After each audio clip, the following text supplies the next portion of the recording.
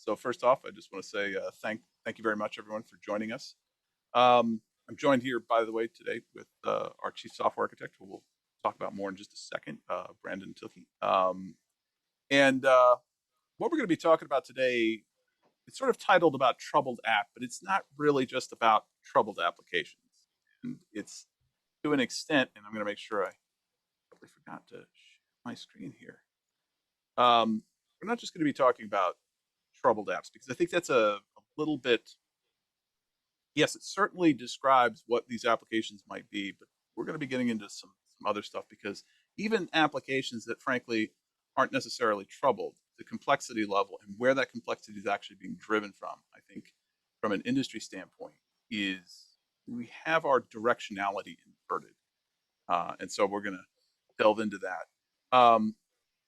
Great. So we have with us today Brandon Tilke. He's our chief software architect. He is my, you could think of as my co-captain, sometimes savior, person who saves me from making terrible decisions sometimes, and all around smart guy.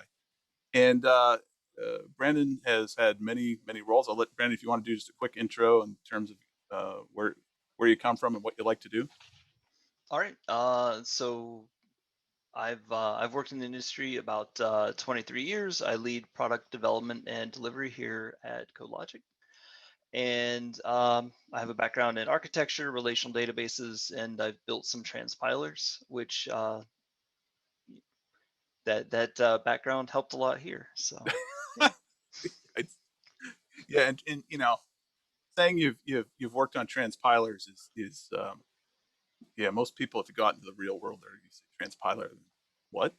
But that's serious business. My name is Ned Gnichtel. I am the chief technology officer here, and like Brandon, I am responsible for product development, delivery, overall strategy, and all that good stuff. And he and I work essentially hand in hand in building this, what is I think quite a remarkable project that and product that we're building here, that has, I think, over the long run, some very significant ramifications. My background originally is in low-level system software architecture and implementation, things like device drivers, operating systems, internals, that kind of thing. And then eventually I got into stuff around identity management, data architecture, cloud architecture, and all that. And what's interesting is I was drawn to this project because for 26 years professionally in this business, the problem of dependency management, relationship management, and mapping has just been a thorn, at least in my life. And I think many of the people we have working in our team were brought here largely on the basis of wanting to work on this problem because it's absolutely a matter of scratching our own itch. So what is our product? I'll just quickly level set. Some of you may already know, some of you may not. We are what I like to refer to as a directory of dependencies. Think of it as a living application map, a large scale graph, and it's not just about a single app. It potentially is multiple apps as well as infrastructure, systems platforms, even all the way through on stuff we're working to integrate things like CMDB, ITSM, which is IT service management, and so forth. And you're going to see shortly some interesting announcements around that from us. But what it's about is from method and column all the way up to platform to platform. Platforms, by the way, mean a lot of different things. So, and we realize that it could be a platform that is sort of domain specific, or it could be something like an operating system, or it could be a set of frameworks. It could be a cloud platform.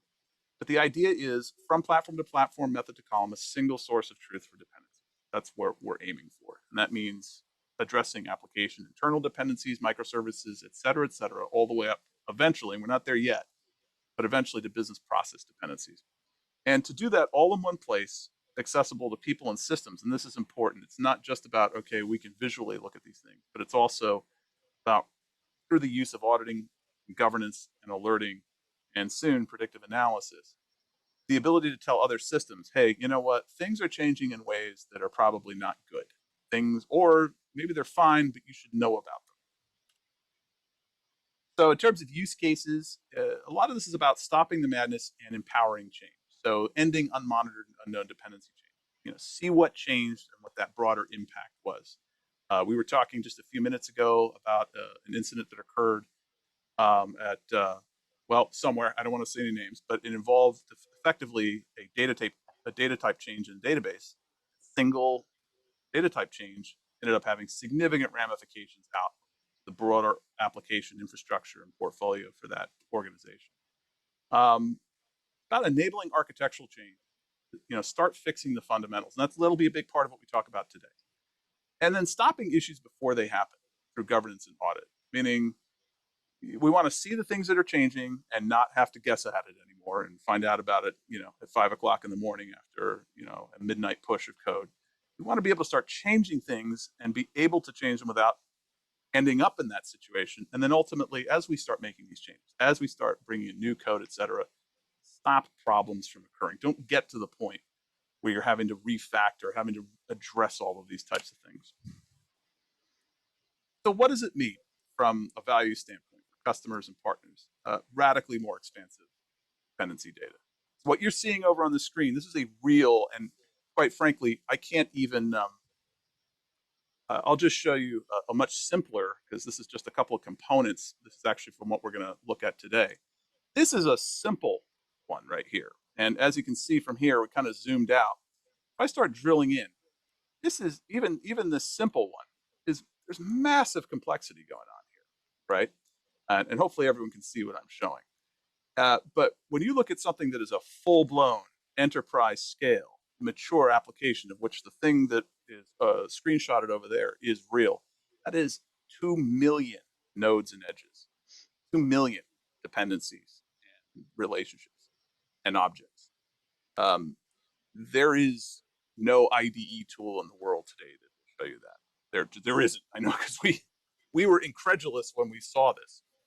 So radically more expansive dependency data allows us to resolve hard problems and unblock difficult change. Because this is one of the problems. If you want to start to, and we're going to talk about this today, how do you start actually addressing that?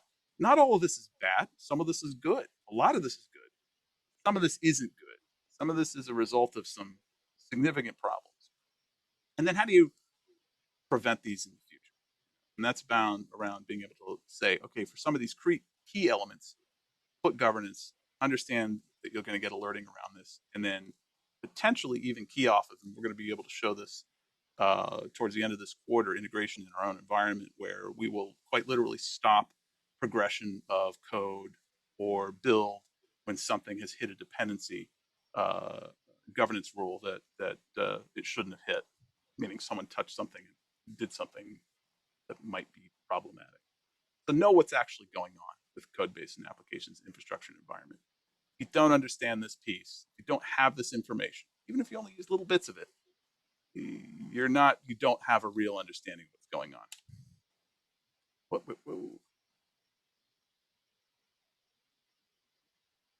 So what you're going to see what you see over there, especially the big blobby thing there with the gazillions and gazillions, this is actually another view of that same application. This is a real customer application. And what we've learned from this is that the dependency situation is way, way more complicated than we originally thought. We thought, an application, 200,000, 300,000 nodes and edges. Sure. 2 million, 2 million in a single app was the point at which we realized, okay, we're really dealing with a bigger issue. And what you see to the right is not atypical and doesn't represent, the complexity of it does represent the complexity of a large mature application. Some of the things we've done around this is getting into dynamic analysis for comprehensive coverage, need for external endpoint and API mapping.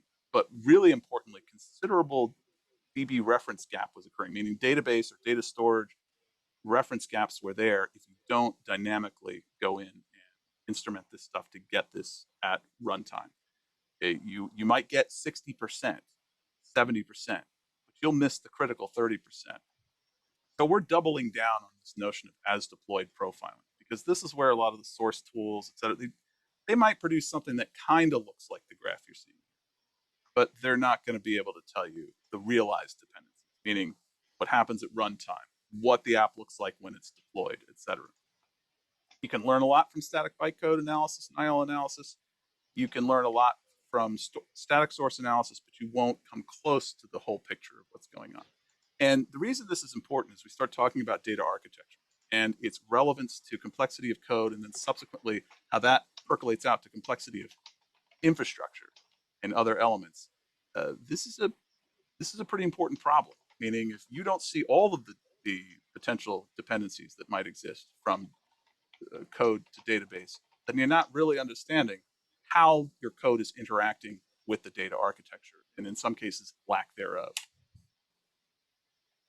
So, from a broader observation standpoint, it's the data that's driving this. What you see in these two screenshots over on the right-hand side is they're the same thing. And one just shows a simple basic relationship of a method to column reference in specific terms that has been narrowed down. But if we actually go, and you can do this in our UI, you go and you turn all the references back on and you don't have the filtering, suddenly you see the thing that's that mess of blue. Those are all references to from different methods in the code base to those columns. And by the way, that's taken directly from this over here. So this is just a zoomed in view. That red in the middle, well, that's one of all those red things that you see right there. Those represent methods. So as you might imagine, that's pretty serious. Let's talk about in terms of what this means in real terms. Give me a second while I just switch sharing here and why this impacts code so significantly.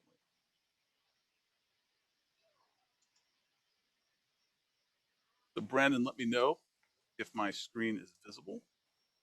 Looks good. I'm going to go ahead and do that.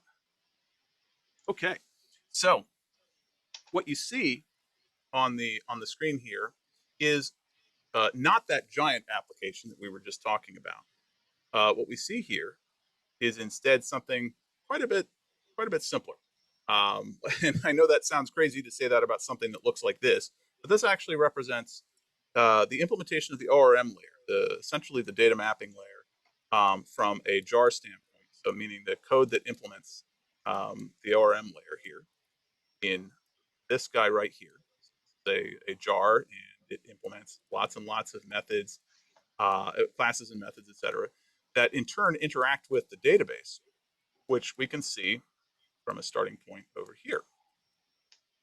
And this right here is the database schema, broken out into lots and lots of green lines, which then lead into tables, which then lead down into columns and so forth. And what we see as I start to zoom out, I just look at this in aggregate, and this is why it's actually pretty important to not just look at things in terms of finite elements of, say, a particular architecture, but sometimes you need to be able to see it exactly like we're looking at it right here.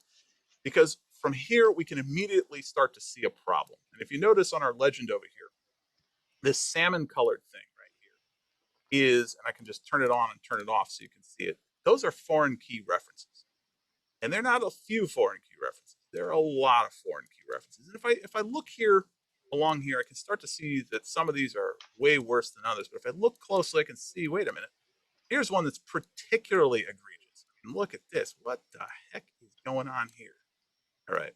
So now, what does that mean? Well, I could take a look at this and I could say, all right, let's go ahead and let's take let's show only references for parents and children. And I'm going to go ahead and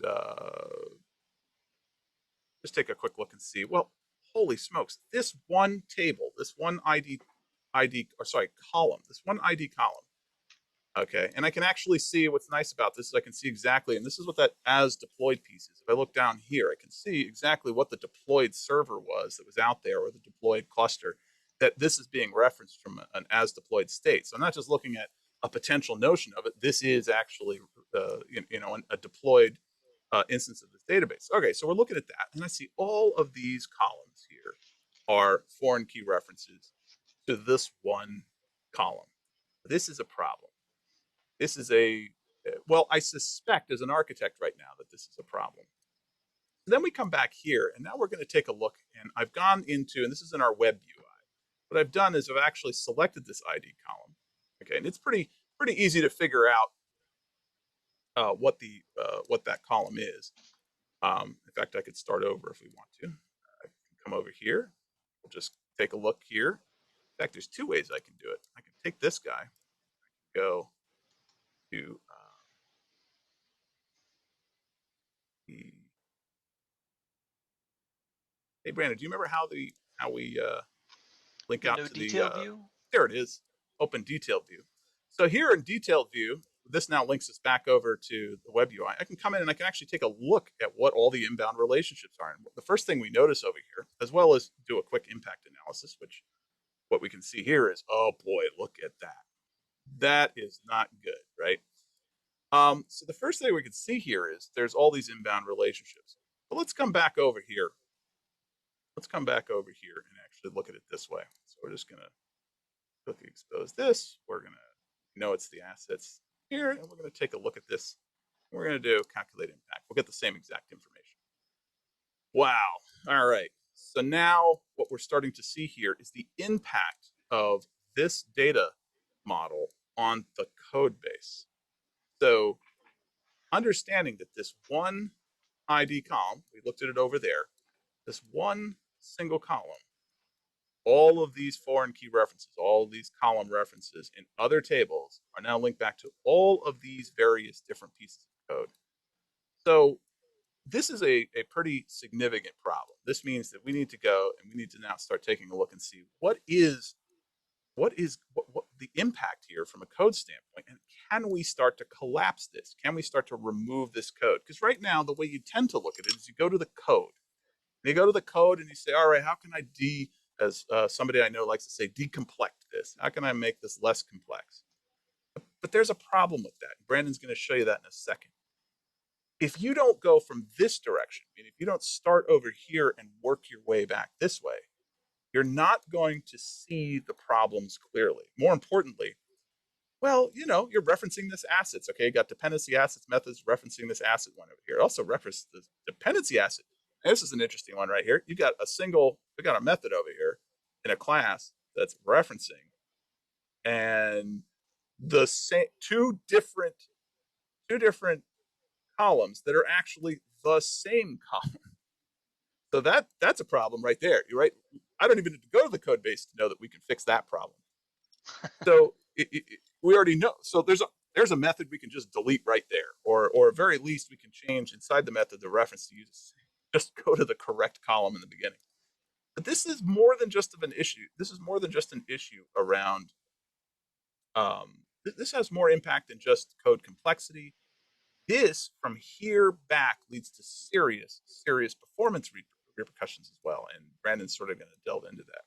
So I think as a starting point, Brandon, let's take a look at one that's let's take a look at something here. I think let's take a look and see what was the one we were going to look at. Portfolio assets, I think, was one that was particularly interesting. So before we got on this, about 15, 20 minutes before we got on this session, we actually went through this. We didn't actually have any of this sort of pre-canned. We just sort of picked this from this code base. And I said portfolio assets looks interesting. Let's go take a quick look at that because that one sort of will start to illustrate a bigger issue from a redundancy standpoint. And Brandon, I'm going to stop sharing and you can delve into what that means. So we've looked at this. I'm the architect. I'm saying, you know what, Brandon, we need to take a look and see.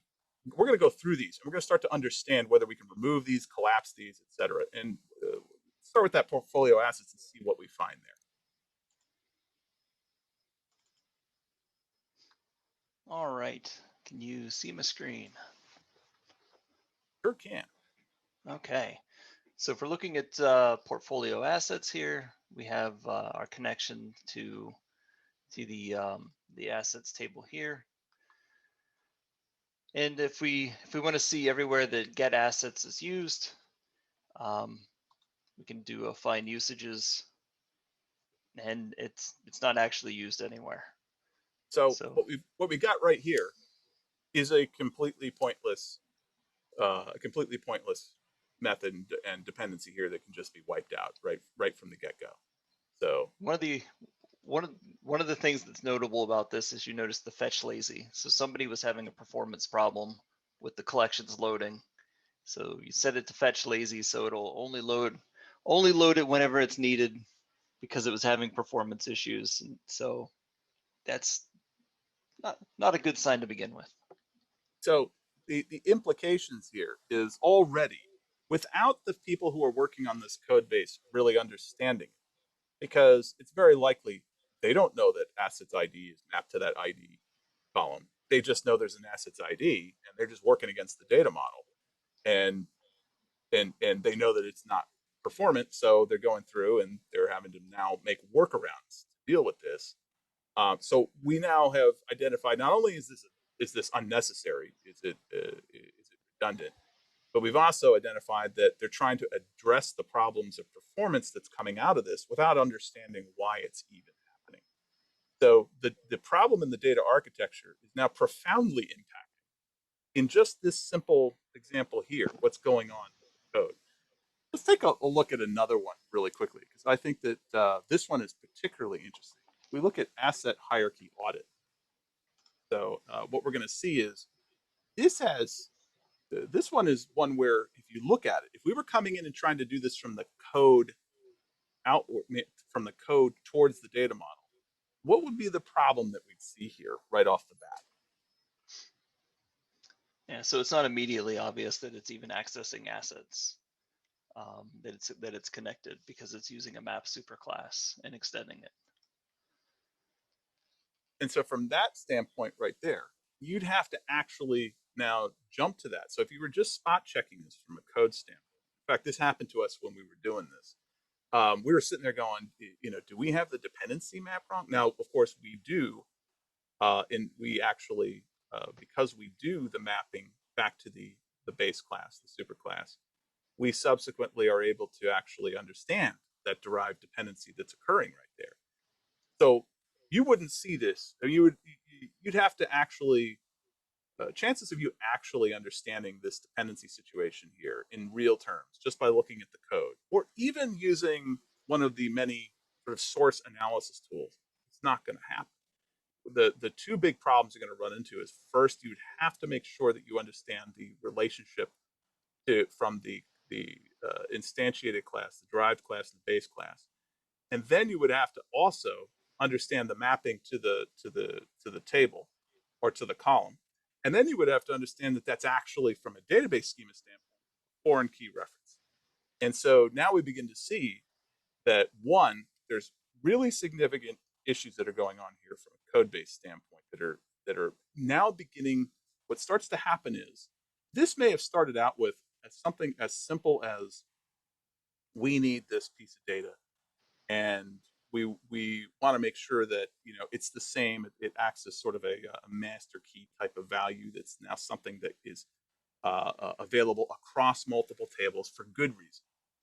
But as time goes by, because nobody's tracking this, because there's no system looking at this has started to become more and more of an abstracted problem. And I think a really good example of that, Brandon, is sort of the breakout to the issue where when you look at that null check doesn't, that whole null check thing, explain what the implications of that are around a whole bunch of other code now that we've sort of, by looking at this, sort of discovered. Yeah, one of the interesting things here is this connection can't be null. So it's I apologize, it can be null. But we end up with a lot of additional null checks that were in place, and whenever we were looking through the code, one of the things we found is all of the places where the base entity audit was used. So it wasn't immediately obvious all of the different locations that the actual public that it was actually extending this base entity audit. So you quickly find out there's about 16 connections that go back to the the audit or the assets, and with the assets, each one of those is a lazy loaded collection that may or may not be null, and they all had this connection back, and the implications were there were a number of performance issues. This because performance each one issue, had the foreign key reference. and it's largely massively redundant, and Yes. so there's no reason for this to exist. You could start from this, stepping through and back into the code in this fashion from the graph back. Now you can pretty quickly start to say, yeah, we can just start lobbing these things off. Yes, there's some refactoring involved, but we're talking the impact here is to hundreds, if not many thousands of lines of code. And so seeing this from the other direction is virtually impossible. You have to be able to see it from the data model inwards, or I should say outwards. And if you can't do that, and again, to actually get that clear view, you do fundamentally have to be able to see the mappings as they really exist. And so I think the thing that we sort of derive from this in terms of our understanding, and this is actually going to be, and I'll touch on this in a second, some things that we're going to be drilling into more as a company, both in terms of visualizations and so forth. That this is how you go about. This is the for a very significant amount of code out there. This is the process you go through to start addressing what the uh, uh, what the potential refactoring effort looks like, or where to start tackling this. And again, this issue and what we're potentially impacting here, what's interesting about this, if we come back to here and we come and we bring this back in and we sort of show it in the context of this broader thing, something interesting starts to happen in terms of what our understanding of the relationships here. Very quickly, if we can collapse significant portions of this set of foreign key references and this set of related columns and the tables they map back up into, we can start to do the same thing across these. And what you would find very quickly, just based on the examples we showed you here today, is that very significant amounts of the code side of it would start to become effectively deduped. It's not going to happen overnight. There's going to be work involved. But now you have a clear picture, and you can do this in a way where, as you make these changes by looking at, say, for example, a particular area, I could say, you know what, let's take a quick look at that. What was that? The portfolio assets. Let's actually select that and do, a calculated impact. Well, I can get now a clear picture of the pieces that I'm going to have to address and what might actually, if you remember, we didn't really have much in the way of dependency stuff actually happening with that. Well, we can start to figure out what our real, potential impact is going to be as we start to try and work on these problems. But the key is you really do have to look at it from the data layer, from that data architecture model backwards. It's not code inwards. And when we look at how the industry is looking at this today, when we hear about a security breach or whatever, it's all about let's go to the code and take a look at the code. Let's fix what the code's doing. When the question should be, yeah, sure, we need to shore up whatever's happening there. The real question is, why does the code have those issues to begin with? Well, it's probably because the data architecture is either deficient, overcomplicated, in certain cases, just misaligned. We saw a really good example is your sort of common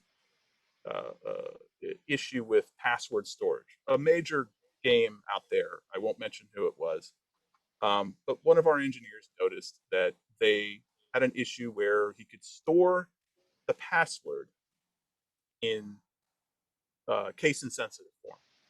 Well, what does that tell you right there? You can store the password in case insensitive form. They're not hashing. So right there, now we have a question about what is the what's the store, what is the data type that they're using to store that. That takes you right back into the conversation about data architecture and now how what the impact is to the security model. So this is I think, from our perspective, in terms of the value that we want to drive in the industry, this is something we're very very serious about because it really was a sort of slap in the head, if you will, for us. And I think one of the things that happened was we were looking at one of these other applications. We were looking at one of these customer applications, and I'd made fun of some of the other code. Sometimes we say, oh, we point and we don't really do this, but we point and we say, we would never write code like this. But in this one where the graph looks like this, it was loaded. The code was good. The code was, and the data model didn't start out in anything resembling an insane space. What happened was none of this was tracked. They didn't have that directory of dependencies. They didn't have that living map, that graph that was being tracked over time and maintaining that. Over time, people lost track, reinvented the wheel, etc. Most of that started with the data architecture leading to additional code complexity. And that can also, by the way, happen from a code inbound standpoint.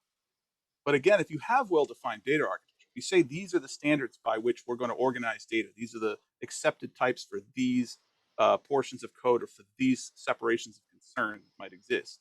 Chances are you're going to end up with better code. And if you can see it and see how it's evolving, you won't end up with the mess that we were just showing you, where you end up with gazillions of foreign key references and the subsequent column mappings that represents, and then all of that code surrounding all of it, much of it duplicate code that doesn't need to be there. So, as an example, having more comprehensive status fields for transaction state, rather than the database having, when the system comes up, a whole bunch of code. I'm sure there's people on this call who have actually written that type of code where you've had to go through and look at we've had to go through and drill through a whole bunch of stuff to try and determine what the state of the transaction is. Did the database quiesce, prior to shutdown? What happened in terms of transactions need to be rolled forward or rolled backwards? And they crawl that because they don't have, for example, necessary transaction state information stored in the data model. So instead, you write tons and tons of in many cases, conditional logic that then fans out based on a particular set of conditions that each level runs into to look at that. And in fact, that is actually exactly what you're seeing when you look at this particular graph right here. That's what's going on inside this application. So it's driving a lot of that. So what we're going to be working on as we go through into Q3 and Q4 is analyzing this data to find emergent issues. Be able to say, we're looking at this data architecture, and you know what, this is clearly something where you need to start looking here, here, and here. Recognizing those problematic patterns and connecting those dots. Right now, if you go in, it's useful to be able to look in. As I said, we did the drill down that we just showed you right before we got on this call. But the goal going forward is to have the system tell you, all right, you need to look here to sort of make those assumptions. Like start looking at this code over here. And then just some internal improvements with the product. We're also going to a full agent auto config where the agents that we deploy that go and look at all this code, we cover Java, .NET, JavaScript, all major relational databases, and as well as certain platform systems like AWS and such. And we'll be doing more as we go through Q3. But the goal is to make sure that we get all this stuff working in a very seamless fashion. And I think at this point, I'm going to open it up to the questions and take a look and see what we have from the chat side of things. So with that being said, do we have any questions? And Jen, I may need your help because I'm in that presenter mode. This is where where doesn't do a super great job with this.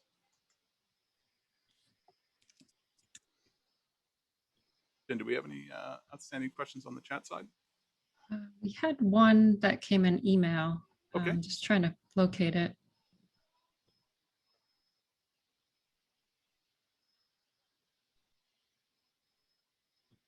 So while we're doing that, I'll open it up for anyone who's on the call. Feel free to turn on your mics and ask whatever questions you'd like at this point.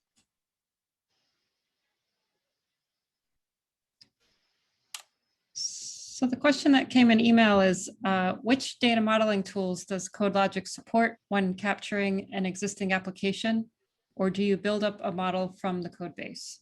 So we build it up from the code base. And we do that by a couple of different techniques. So we actually look at both the code base and we look at the data store itself. So the storage medium, whether that be relational database, NoSQL, and eventually even things like object storage and so forth.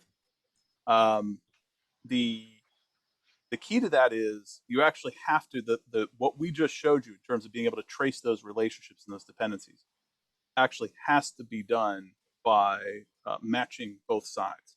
And in fact, there's a bunch of logic inside our engine that goes through and actually takes what's discovered both in terms of source, in terms of the data storage topology, and other things as well. For example, it could be infrastructural bits and pieces, and produces those relationships by matching those up. So in certain cases, it may be looking at ORM layer information is defined in the code base.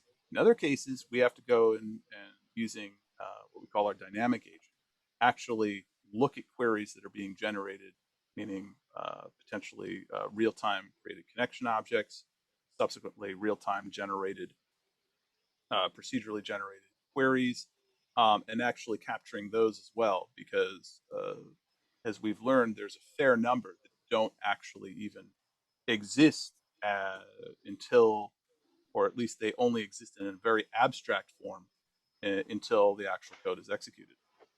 I think that was one of the most eye-opening things that we've run into recently with the dynamic Java agent. You have Hibernate and you have something that's running, and as the application starts up, it's doing a lot of checks and it's doing a lot of connections to the database. But Hibernate's kind of doing its magic and abstracting things in the background that you aren't really aware of.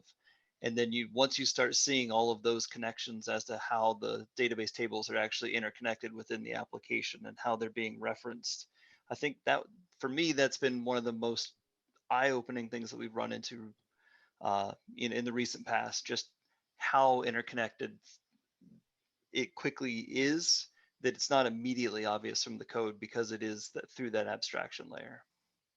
And that really is, I was even shocked by that. In the case of one customer application, within 1 minute of the application being, meaning during, and granted, computers today operate at trillions of billions to trillions of operations per second. But what I thought was fascinating was that in 1 minute, it was thousands of references. And that was largely outside of the ORM layer, which had been pretty well defined. And what the reason for that is the portions of the code base that housed the ORM layer were not yet, if you will, being called. There was pre-checks to make sure that things were actually in a good state. There were status checks that were being done. And that was driving all of those dependencies. A lot of that code, I think, Brandon, that's where I said, oh man, I've written this code. Yes. Yeah. This is stuff I've done over and over again. And it's, and very thoroughly, a lot of what we looked at was it was well done. I mean, it was thorough and complete. The methods, in terms of the actual calling conventions for the classes and methods, they were kept tight and simple. But then inside, you had these methods that were having to do incredible numbers of things to be thorough and make sure that everything was good. And none of that gets captured unless you actually are instrumenting real time. And the implications from a data architecture standpoint, well, maybe you could avoid all of that if you had some more comprehensive sort of status flags that are set along the way, so you don't have to do all that work, right? And thus, potentially, one of the first areas I would have looked at as if I were the architect of that app would be, hey, how do we put some basic things into the data model to support knowing that we're in a good state and try to reduce all of this. So hopefully that answers that question.